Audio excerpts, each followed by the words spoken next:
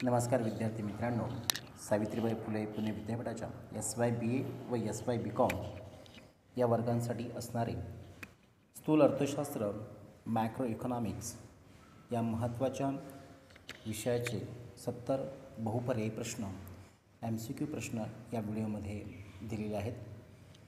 4th सेमिस्टरचा अभ्यासक्रम विचारात घेऊन हे सर्व प्रश्न देण्यात आलेले आहेत. निश्चितच या प्रश्नांचा विद्यार्थ्यांना येणाऱ्या परीक्षेसाठी उपयोग होणार आहे. तर चला तर पाहू प्रश्न. पैशाचे मूल्य म्हणजे पैशाची खरेदी शक्ती म्हणजेच पैशाचे मूल्य होय. द पर्चेसिंग पॉवर ऑफ मनी म्हणून उत्तर आहे बी. पैशाच्या दुय्यम कार्यामध्ये खालील कोणती कार्ये विचारात घेतली जातात? पैशाच्या दुय्यम कार्यामध्ये प्रामुख्याने मूल्यसंचयन, मूल्यसंक्रमण व विलंबित देणे अशी कार्ये विचारात घेतली जातात. म्हणून उत्तर आहे सी, मूल्यसंचयन.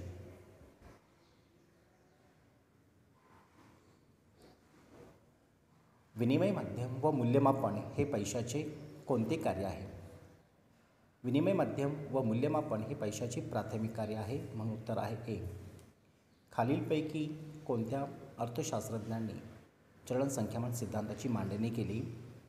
तर दिलेल्या पर्यायांपैकी चलन संख्यामान सिद्धांताची मांडणी एर्विन फिशर या अर्थशास्त्रज्ञांनी केली आहे. म्हणून उत्तर आहे बी. किती भागामध्ये पैशाची कार्य विचारात घेतली जातात? पैशाची कार्य 3 भागामध्ये विचारात घेतली जातात. प्राथमिक कार्य, दुय्यम कार्य व इतर अनुषंगिक कार्य, त्याला तृतीय कार्य म्हणून देखील ओळखले जाते. म्हणून उत्तर आहे ए, 3. कोणत्या अर्थशास्त्रज्ञांनी रोख शिल्लक दृष्टिकोन मांडला आहे? यामध्ये केम्ब्रिज अर्थशास्त्रज्ञांनी रोख शिल्लक दृष्टिकोन मांडला आहे. म्हणून उत्तर आहे सी. मार्शल, पिगू आणि रॉबर्टसन या अर्थशास्त्रज्ञांना एकत्रित काय म्हणून ओळखले जाते? या 3ही अर्थशास्त्रज्ञांना एकत्रित केम्ब्रिज अर्थशास्त्रज्ञ, केम्ब्रिज इकॉनॉमिस्ट म्हणून ओळखले जाते. म्हणून उत्तर आहे सी. सनातन अर्थशास्त्रज्ञांनी पैशाच्या मागणीचा कोणता दृष्टिकोन मांडला होता? त्यांनी व्यवहार हेतू, ट्रान्झॅक्शन पर्पज हेतू होता. म्हणून उत्तर आहे ए. केन्स यांनी कोणत्या 3 हेतूने पैशाची मागणी केली जाते असे मत मांडले? केन्स यांनी पैशाच्या मागणीचे 3 महत्त्वाचे हेतू मांडले होते. व्यवहार हेतू, तरतूद हेतू आणि सट्टेबाजीचा हेतू. या 3 कारणासाठी पैशाला मागणी केली जाते. म्हणून उत्तर आहे सी. भाववाढ म्हणजे खालीलपैकी कोणती स्थिती? दिलेल्या पर्यायांपैकी भाववाढची स्थिती म्हणजे पैशाचा पुरवठा वाढणे व वस्तूची किंमत वाढणे, यालाच भाववाढ असे म्हटले जाते. म्हणून उत्तर आहे ए. भाववाढ निर्माण होण्याचे महत्त्वाचे कारण कोणते? दिलेल्या पर्यायांपैकी सर्वच पर्याय हे कारणीभूत ठरतात. वस्तूची मागणी वाढणे, गुंतवणुकीमध्ये वाढ होणे, उत्पादन पातळी कमी होणे हे भाववाढ निर्माण होण्यासाठी महत्त्वाचे कारण आहेत. म्हणून उत्तर आहे डी. भाववाढ नियंत्रणाखाली ठेवण्यासाठी खालीलपैकी कोणती यंत्रणा महत्त्वाची आहे? यामध्ये भाववाढ नियंत्रणाखाली ठेवण्यासाठी मध्यवर्ती बँक तसेच मध्यवर्ती शासन दोन्ही यंत्रणा महत्त्वाच्या आहेत. म्हणून उत्तर आहे सी, बोथ ऑफ. मध्यवर्ती बँकेकडून पैशाच्या पुरवठ्यावर नियंत्रण ठेवण्यासाठी कोणत्या धोरणाचा अवलंब केला जातो? यामध्ये मध्यवर्ती बँकेकडून भाववाढीवर नियंत्रण ठेवण्यासाठी चलनविषयक धोरणाचा म्हणजे मॉनिटरी पॉलिसीचा अवलंब केला जातो. म्हणून उत्तर आहे बी. संकुचित पैसा म्हणून कोणते पैशाचे मापक आहे? यामध्ये दिलेल्या पर्यायांपैकी संकुचित पैसा म्हणून M1 हे नॅरो मनी म्हणून आहे. म्हणून उत्तर आहे ए. व्यापक पैसा म्हणून खालील कोणते मापक आहे? दिलेल्या पर्यायांपैकी व्यापक पैसा म्हणून M3 हे महत्त्वाचे मापक आहे. म्हणून उत्तर आहे सी. M1 या पैशाच्या मापकामध्ये काय अपेक्षित आहे? M1मध्ये लोकांकडील पैसा व पोस्ट ऑफिसमधील ठेवी अपेक्षित असतात. म्हणून उत्तर आहे बी.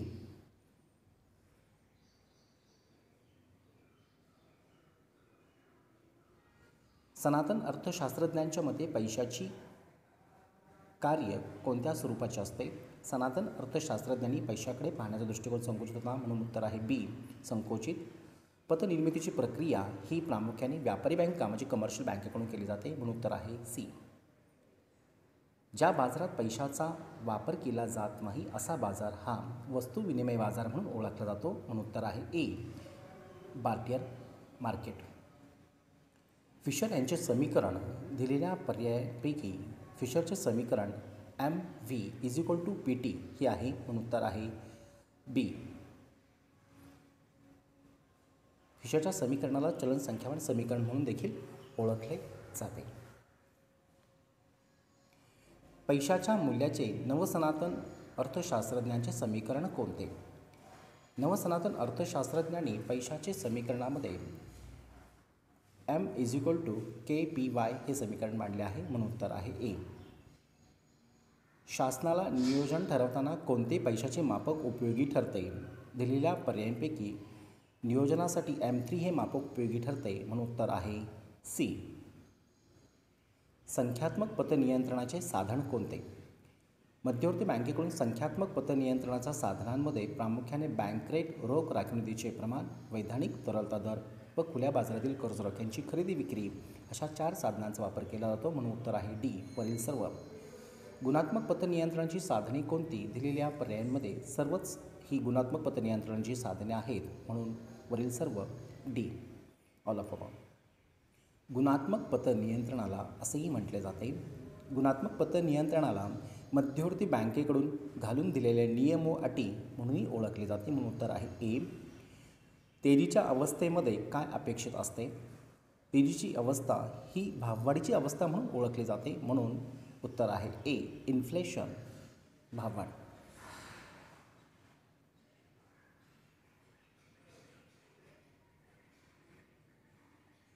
मंदीच्या अवस्थेमध्ये काय अपेक्षित असते? मंदीच्या अवस्थेमध्ये भावघट अपेक्षित असते. म्हणजे मंदीच्या कालावधीमध्ये वस्तूच्या किमती ह्या कमी झालेल्या असतात. म्हणून उत्तर आहे बी. भाववाढीचे प्रकार किती असतात? भाववाढीचे प्रकार हे प्रामुख्याने 4 असतात. रांगती भाववाढ, चालती भाववाढ, धावती भाववाढ व घोडदौड भाववाढ असे 4 प्रकार असतात. म्हणून उत्तर आहे बी. रांगती भाववाढ खालीलपैकी कोणत्या वस्तूच्या संदर्भात आढळून येते? दिलेल्या वस्तूंमध्ये प्रामुख्याने मीठ, सॉल्ट या वस्तूच्या संदर्भामध्ये रांगती भाववाढ दिसून येते. म्हणून उत्तर आहे ए. तीव्र किंवा घोडदौड भाववाढ खालीलपैकी कोणत्या वस्तूच्या संदर्भात आढळून येते? दिलेल्या पर्यायांपैकी हायपर इन्फ्लेशन ही पेट्रोलच्या संदर्भात दिसून येते. म्हणून उत्तर आहे बी. अर्थव्यवस्थेच्या दृष्टिकोनातून कोणती भाववाढ ही घातक असते? 4 भाववाढींच्या प्रकारांपैकी सर्वात घातक भाववाढ ही तीव्र किंवा त्याला हायपर किंवा घोडदौड भाववाढ ही अर्थव्यवस्थेसाठी घातक असते. म्हणून उत्तर आहे ए. भाववाढीचा सर्वात जवळचा संबंध हा किंमत पातळी व उत्पादन पातळीशी असतो. म्हणून उत्तर आहे C, both of A and B. कोणत्या वर्गावर भाववाढीचा वाईट परिणाम होतो? भाववाढीचा सर्वात वाईट परिणाम हा ग्राहक वर्गावर होतो. कारण भाववाढीचा थेट वस्तूच्या किंमत वाढीचा परिणाम ग्राहकांवर होत असतो. म्हणून उत्तर आहे ए. भाववाढीच्या कालावधीमध्ये वस्तूची गुणवत्ता ही प्रामुख्याने कमी झालेली असते. कारण निकृष्ट प्रतीचा कच्चा माल वापरल्यामुळे वस्तूची गुणवत्ता ही कमी होते. म्हणून उत्तर आहे ए. भाववाढ म्हणजेच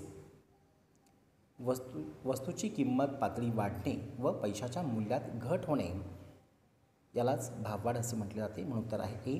भावघट म्हणजेच वस्तूच्या किंमत पातळीत घट होणे व पैशाच्या मूल्यात वाढ होणे म्हणजेच भावघट होय. म्हणून उत्तर आहे बी.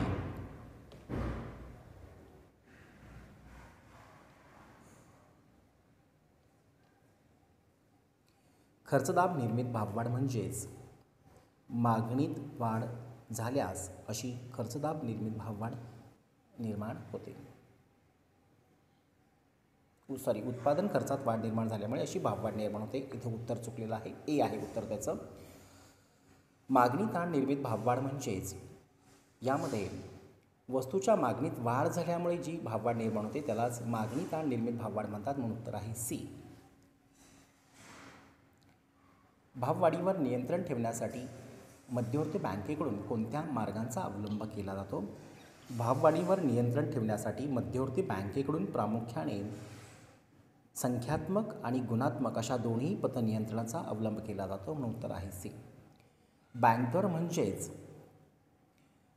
व्यापारी बँका मध्यवर्ती बँकेकडून ज्या दराने कर्ज पुरवठा घेते त्या दरास बँक दर म्हणतात, म्हणून उत्तर आहे बी.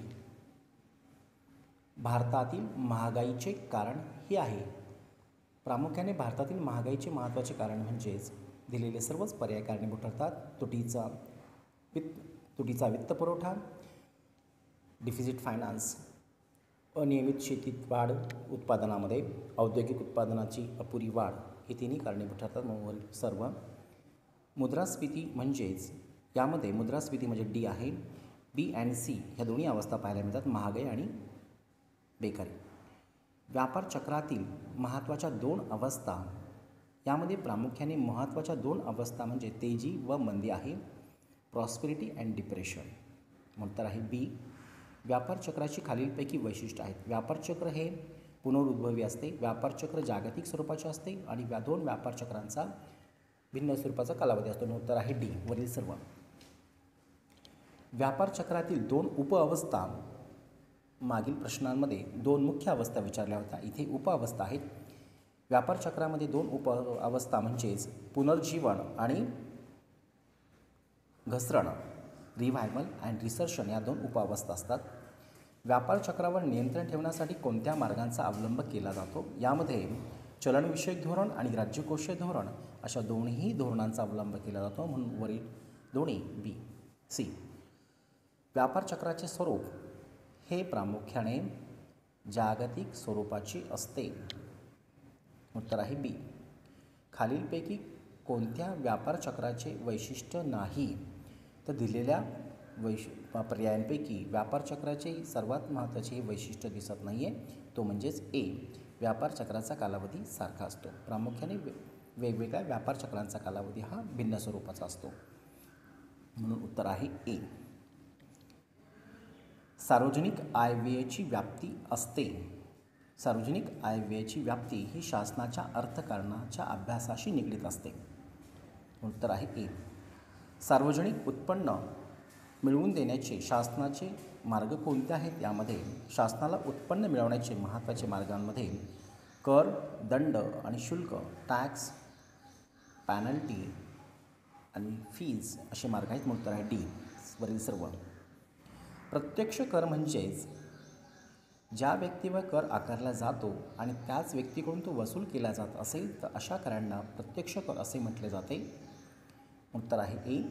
अप्रत्यक्ष कर म्हणजेच ज्या व्यक्तीवर कर आकारला जातो मात्र त्या व्यक्तीकडून तो वसूल न करता दुसऱ्या व्यक्तीकडून तो वसूल केला जात असेल तर अशा करांना अप्रत्यक्ष कर म्हटले जाते, म्हणून उत्तर आहे बी. खालीलपैकी प्रत्यक्ष कर कोणता? दिलेल्या करांमध्ये प्रत्यक्ष कराचे उदाहरण म्हणजे उत्पन्न कर आहे, इन्कम टॅक्स, उत्तर आहे सी. खालीलपैकी अप्रत्यक्ष कर कोणता? दिलेल्या करांमध्ये अप्रत्यक्ष कर म्हणजेच विक्री कर आणि वस्तू व सेवा कर, goods and service tax, GST, म्हणून वरील दोन्ही both of A and B C. GSTचे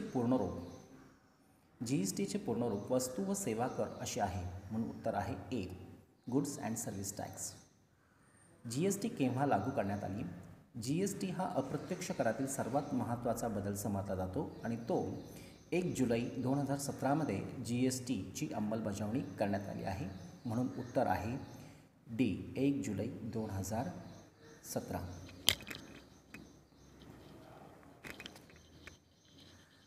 शासनाला उत्पन्न मिळवण्याचे मार्ग. शासनाला उत्पन्न मिळवण्याचे महत्त्वाचे दोन मार्ग असतात, tax revenue and non tax revenue, कर उत्पन्न आणि करेतर उत्पन्न, म्हणून उत्तर आहे सी वरील दोन्ही बोथ ऑफ ए अँड बी. सार्वजनिक खर्चाचे प्रकार. दिलेल्या पर्यायांपैकी सार्वजनिक खर्चाचे प्रकार म्हणजेच उत्पादक आणि अनुत्पादक, productive and non productive expenditure, म्हणून उत्तर आहे ए. सार्वजनिक खर्च वाढीचे कारण. दिलेल्या पर्यायांपैकी सार्वजनिक खर्च वाढण्याचे सर्वच कारणे कारणीभूत ठरतात. सामाजिक खर्चात झालेली वाढ, संरक्षण खर्चामधील झालेली वाढ, व नैसर्गिक आपत्तीचे प्रमाण वरील सर्व डी. सरकार आपला सार्वजनिक खर्च कसा पूर्ण करू शकते दिलेल्या पर्यायांमध्ये लोकांवर कर लागणे, नवीन पैसे निर्माण करणे व बँका व इतर सरकारकडून कर्ज घेणे अशा मार्ग आहेत. म्हणून तर डी. जो कर दुसऱ्यांवर ढकलला जातो त्यास काय म्हटले जाते? यामध्ये अप्रत्यक्ष कर म्हणून असे कर ओळखले जातात. बी. खालीलपैकी कोणते राज्यकोषीय साधन नाही? यामध्ये बँक रेट हे राज्यकोषीय साधन नाही आहे. राज्यकोषीय साधनांमध्ये सार्वजनिक उत्पन्न, सार्वजनिक खर्च आणि अंदाजपत्रक ही साधने आहेत. म्हणून उत्तर आहे ए. पुरोगामी कर पद्धतीमध्ये उत्पन्न पातळी वाढते तसे कराचे दर हे प्रामुख्याने वाढत असतात. म्हणून उत्तर आहे ए. याउलट प्रतिगामी कर पद्धतीमध्ये उत्पन्न पातळी वाढत असते तेव्हा कराचे दर हे कमी होत असतात. म्हणून उत्तर आहे बी. कराचे दर कमी होतात. प्रतिगामी कर म्हणजेच उत्पन्न आणि कराचं याच्यामध्ये विरुद्ध संबंध दिसून येत असतो. सार्वजनिक अंदाजपत्रक म्हणजेच शासनाच्या उत्पन्नाचा व खर्चाचा अपेक्षित ताळेबंद, expected balance sheet of government revenue and expenditure. उत्तर आहे बी. अधिक्याचे अंदाजपत्रक म्हणजेच एक्सेस बजेट मीन्स. यामध्ये उत्तर आहे बी. सार्वजनिक उत्पन्न जेव्हा जास्त असते व खर्च कमी असतो त्यालाच अधिक्याचे अंदाजपत्रक म्हटले जाते. सार्वजनिक कर्ज उभारण्याचे मार्ग. शासनाला कर्ज उभारण्याचे महत्त्वाचे 2 मार्ग असतात. देशांतर्गत कर्ज, डोमेस्टिक डेबिट आणि बाह्य कर्ज, एक्सटर्नल डेट अशी 2 मार्ग आहेत. म्हणून उत्तर आहे C. Both of A and B. देशांतर्गत कर्जाचे मार्ग खालीलपैकी कोणते? यामध्ये देशांतर्गत कर्ज उभारण्याच्या मार्गांमध्ये मध्यवर्ती बँक, उद्योजक, सर्वसामान्य जनता हे 3ही पर्याय असतात. म्हणून वरील सर्व डी. उत्तर आहे डी. सार्वजनिक आयव्ययाचे जनक म्हणून दिलेल्या पर्यायांमध्ये सार्वजनिक आयव्ययाचे जनक म्हणून डाल्टन या अर्थशास्त्रज्ञांचा उल्लेख केला जातो. सार्वजनिक आयव्ययाची अभ्यासाची व्याप्ती ही दिलेल्या पर्यायांमध्ये प्रामुख्याने हे सर्वच आहेत. सार्वजनिक उत्पन्न, खर्च व कर्ज ही व्याप्ती आहे. म्हणून उत्तर आहे डी. वरील सर्व ऑल ऑफ अबव. या प्रश्नांव्यतिरिक्त मागील वर्षीची स्थूल अर्थशास्त्राची प्रश्नपत्रिका देखील आपल्यास सोडवून दिली जाणार आहे. त्यामुळे सर्व विद्यार्थ्यांनी या यूट्यूब चॅनलला अवश्य सबस्क्राईब करावे, कारण तुम्हाला त्याची नोटिफिकेशन मिळणार आहे.